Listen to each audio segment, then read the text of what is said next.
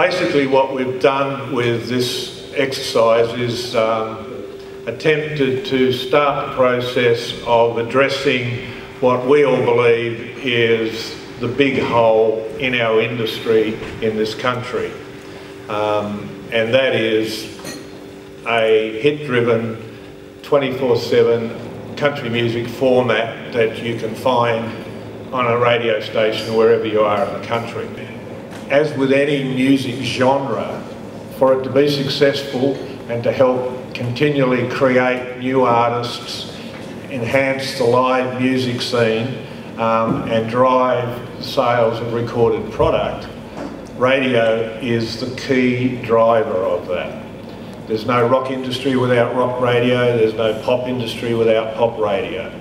And unfortunately for us in this country, although we have had a lot of willing souls and a lot of volunteer people who have kept the country music on the airwaves, it's not and hasn't been a national commercial format with the money and the budget that it takes to operate successful radio stations around the country.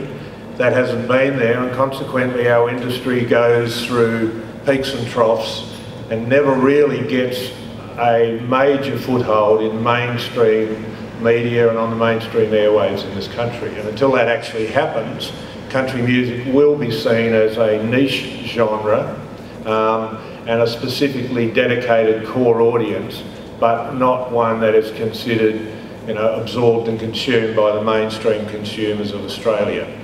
That's what we have to change. We've had, we're here for the 40th year of the Tamworth Country Music Festival.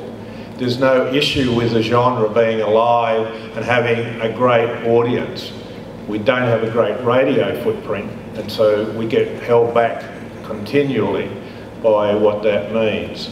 I mean, I'm in and out of North America 3, 4, 5 times a year, and I get into a car or walk into an office anywhere in the country, either in Canada or the USA, and I have a choice of country music radio stations and a choice of formats.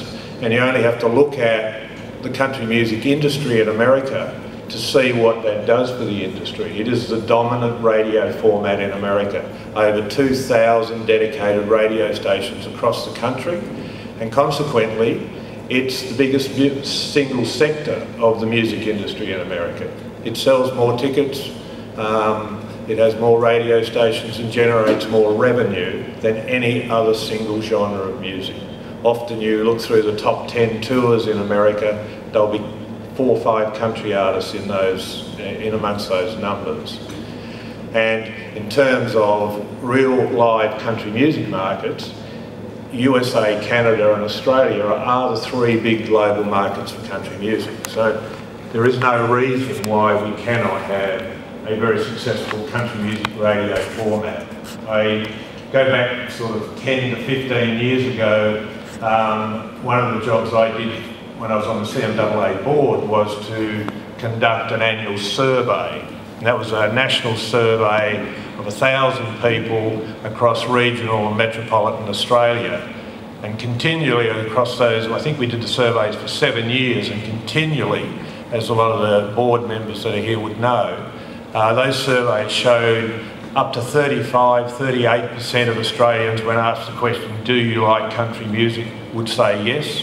And if you looked at what is your favourite choice of music, which is one of the other questions, it jumped around between about 19 and 22 or 23%.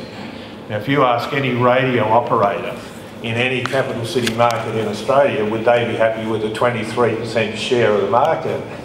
I think you'd find they'd be pretty excited about that. So the potential audience is there, and what we need to come to terms with as an industry is how do we get that audience and how do we get them tuned into a country music format, and how do we make that happen and how do we help it happen.